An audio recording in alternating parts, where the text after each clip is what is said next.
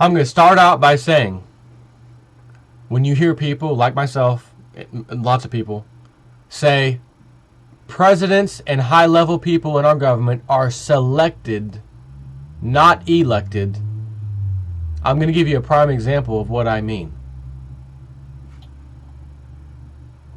Timothy Geithner, the biography by J. Snip Ford, the Truth Seeker. Timothy Franz Geithner, born August 18, 1961, is an American economist, central banker, and civil servant. Oh, he's a great servant, isn't he?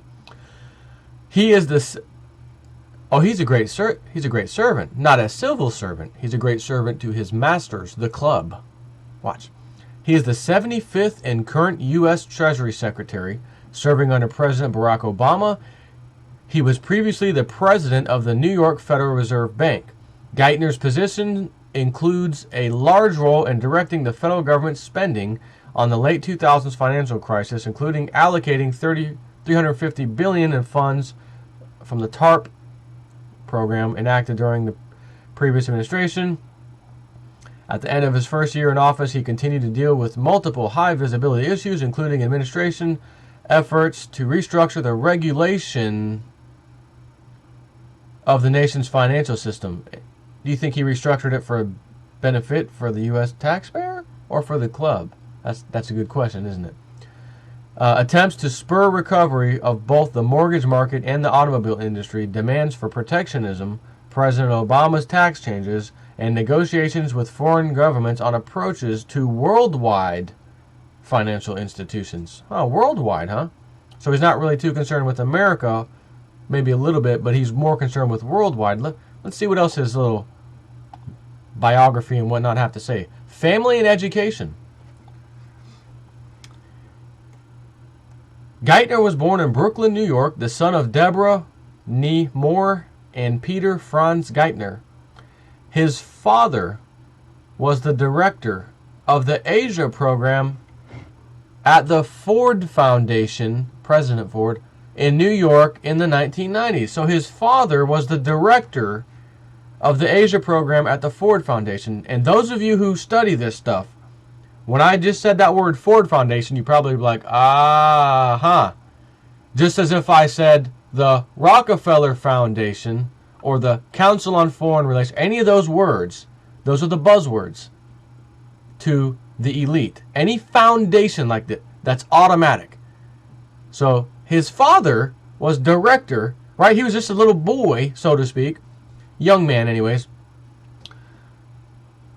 head of the Asia program at the Ford Foundation in New York in the 1990s. Geithner's father is of German descent, and Geithner's paternal grandfather, Paul Herman Geithner, emigrated with his parents from the Thuringian town of Zalenzandro, whatever, Dwight D. Eisenhower, they emigrated to Philadelphia in 1908 from there. Geithner's mother, a Mayflower descendant, is from a New England family. Geithner's maternal grandfather, Charles Frederick Moore Jr., was an advisor to President Dwight D. Eisenhower. No. So his father, Ford Foundation, Asia program, one in the club. Grandfather, advisor to Dwight D. Eisenhower, the president. Interesting. And served as vice president of public relations from 1952 to 64 for the Ford Motor Company. Geithner spent most of his childhood in other countries, including present-day Zimbabwe, Zambia, India, and Thailand, where he completed high school at the International School Bangkok. He attended Dartmouth College in the tradition of his father and paternal grandfather, graduating with an A.B. in Government and Asian Studies in 1983. In the process, he studied Mandarin at Peking University in 81 and at Beijing Normal University in 1982. He earned an M.A. in International Economics and East Asian Studies from Johns Hopkins University's School of Advanced International Studies in 1985. He has studied Mandarin and Japanese. Geithner married Carol Sonnefeld on June 8, 1985, at his parents' summer home in Orleans, Massachusetts. They have 2 children, a daughter and a son. During the early 80s, Geithner's father, Peter, oversaw the Ford Foundation's microfinance programs in Indonesia being developed by Anne Dunham Soetoro, President Barack Obama's mother, and they met in person at least once. That's got to be a lot. I think I just threw that in there. Let me just, hold on. Let me read that last sentence. During the early 1980s, Geithner's father, Peter, oversaw the Ford Foundation's microfinance programs in Indonesia being developed by Anne Dunham Soetoro, President Barack Obama's mother, and they met in person at least once. They are selected, not elected. Geithner worked for Henry Kissinger, globalist, neocon? No. Yeah, next paragraph, early career. Headline, early career. Geithner worked for Kissinger Associates in Washington for 3 years. And again, another one of the club, the Henry Kissinger, for 3 years, and then joined the International Affairs Division of the U.S. Treasury Department in 1988. He went on to serve as an attaché at the Embassy of the United States in Tokyo. He was Deputy Assistant Secretary for the IMF, International Monetary Fund. There's another hot word for you. And Financial Policy, 1995 to 1996. Senior Deputy Assistant Secretary for International Affairs, 96 to 97. Assistant Secretary for International Affairs, 97 to 98.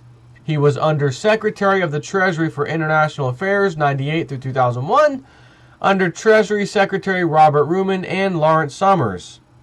Summers was his mentor, but other sources called him a Rubin protege. In 2002, he left the Treasury to join the Council on Foreign Relations, the Rockefeller-created entity, as a senior fellow in the International Economics Department. He was director of the Policy Development and Review Department, 2001 to 2003, at the International Monetary Fund. In October 2003, at age 42, he was named president of the New York Federal Reserve Bank. His salary in 2007 was almost $400,000. As president of the New York Fed, he served as vice chairman of the FOMC, Federal Open Market Committee. In 2006, he also became a member of the Washington-based financial advisory body, the Group of 30, also known as the G30. In May 2007, he worked to reduce the capital requirements to run a bank. So, let me read that again. In May 2007, right before the collapse of 2008 started, he worked to reduce the capital required to run a bank. Who the hell would want to reduce the capital required to run a bank? Having capital in a bank and having a nice-sized nest egg of that capital is a good thing, because you never know what you're going to invest in that may not perform properly, which is why they have to have capital, certain amount of capital required on hand to do business. But old Geithner wants to go in and change the rules. And it's not for all the banks, of course. It's for the club and their banks, the Goldman Sachs gang, the JP Morgan gang, Citigroup, Bank of America, Deutsche Bank, Societe Generale, etc., etc., etc. Give them zero, let them go down to almost nothing for capital, and just let them loan out everything in the world. Let them just gamble with all the money and not have any way to take a loss except turn to the taxpayer and say, if we don't do this, it'll be economic doom. We'll have martial law tomorrow. Right. So, let me continue.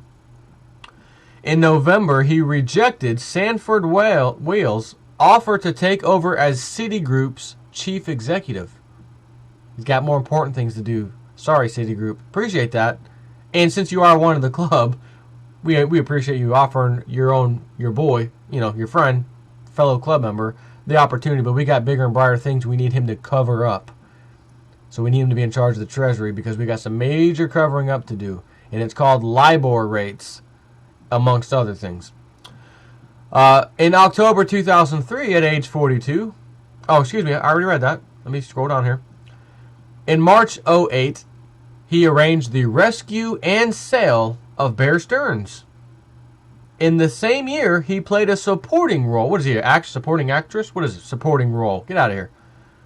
Played a supporting role to Hank Paulson, then Treasury Secretary and former CEO of Goldman Sachs, of course, in the decision to bail out AIG just 2 days after deciding not to bail out Lehman Brothers from bankruptcy, so that Lehman Brothers could be dished out to the club for pennies on the dollar. Look at Lehman Brothers stock a month, 2 months, whatever, before the 2008 collapse. So start looking at their price, say from July, August maybe. And then look at after the collapse. If I recall, I think JP Morgan bought out them for like $2 a share. And not that long before that, they were over $100 and something per share. You want to talk about giving your boys, your club, the deal, all the clients, everything that they had goes over to JP Morgan. We're not going to bail you out. And then 2 days later, but we're going to bail out AIG and then everybody else. That was setting up Bear Stearns. This is so criminal, I can't even begin to tell you. So, where was I? Some Wall Street CEOs subsequently expressed the opinion that decisions in which Geithner participated, especially the failure to rescue Lehman, contributed to worsening the global financial crisis. As a Treasury official, he helped manage multiple international crises of the 1990s in Brazil, Mexico, Indonesia, South Korea, and Thailand. Geithner believes, along with Hank Paulson, that the U.S. Department of the Treasury needs new authority to experiment with responses to the late 2000s decade financial crises. Paulson has described Geithner as a, quote, very unusually talented young man who understands government and understands markets. During the 2008 presidential election, Geithner was 1 out of 3 people tipped to be the nomination for the Treasury Secretary. Regardless, it says here, regardless of whether John McCain or Barack Obama won. Democrat, Republican, If John McCain won, he would have what? Just read it to you. He would have also chosen Timothy Geithner. Why? Because he's part of the club. End of discussion. Isn't that incredible? That is all Wikipedia. Go look it up. If you don't think any of this is true, find the pieces you don't think is true, and then go research it on your own. You will find every piece of this on the internet in multiple places that will verify this. So, now you know who little Timmy Geithner is, why he did what he did. He is part of a massive cover-up, and as I've said before, they don't have to be qualified to do anything to be in part of any department or any high-level position. They only have to be part of the club, and since you're part of the club, you automatically know you're going to cover this up. That's why you're being put into this position, and you're part of the club. It's like being part of the family. It's what you're going to do. You don't even have to speak of it. It's just known. And that's exactly what he's been doing. Yes or no? Has he or has he not? He has absolutely done so. And now his latest cry, oh, you're saying I fraudulently did this thing with the LIBOR and I knew about it and that was, it's criminal. Well, I did it because I had to protect the U.S. economy. And that was the only way I could do it. That was his answer, basically. So you let Lehman die so that JP Morgan can get him for $2 a share when they were just $180 or $150, something like that a share at one point. It was way up there, I know that much. They scooped up that whole asset, or all their assets that they had. It was over in a matter, it was like over and done with so fast you could make your head spin. And then they want to bail out AIG and all the other banks, AIG, had to pay for the bad bets that these bankers made, even though they made the bad bets in advance, knowing they were bad bets, and then taking out insurance through AIG on those bad bets, just in case they go bad. Well, of course, there's no just in case. They're going to go bad because they are garbage from the beginning. You knew they were garbage. You pretended that they weren't. You pretended that they were in some kind of high-esteemed asset class, gold or something, and they were garbage, and you took insurance out because you knew what was going to happen. If I knew I was going to burn my house down, and I knew exactly what's in my house, exactly what it's going to cost me to replace these things, I know exactly what kind of insurance I need to get, and I don't care if I have to pay a premium for 2 months, an astoundingly high premium for all this massive insurance I want. It's only 2 months of dealing with that, and then the house catches on fire mysteriously. I don't know how. Don't look at me. I don't know how it happened. Everything burns down, and I get a massive payday from the insurance company. And the way this works in that instance, as far as the what happened in 2008, AIG couldn't afford to pay them and said, we're going to have to give you a haircut on what we owe you. And before they could even finish the sentence of that, Timothy Geithner, Hank Paulson, and the rest of them, we think they deserve 100%. We'll take care of it. Taxpayer, thanks. Have a nice day. So that's all I got for you. Gotta love this country. This is the most phenomenal, fantastic country in the face of the earth. No rule of law at the top, and the rest of us arguing back and forth about how great the country is or isn't, and conspiracy and not conspiracy. All I know is when I get on this damn computer and do videos, I know what the hell I'm talking about, and when I'm reading, pulling from all kinds of even mainstream news sources and factual data, I know what that means in my head. I don't have to wonder if this is going to, in the near future, still look like the America I was taught about in schools when I was young. It'll be so night and day difference, you won't, as Lindsey Williams said, you won't recognize America. Take care.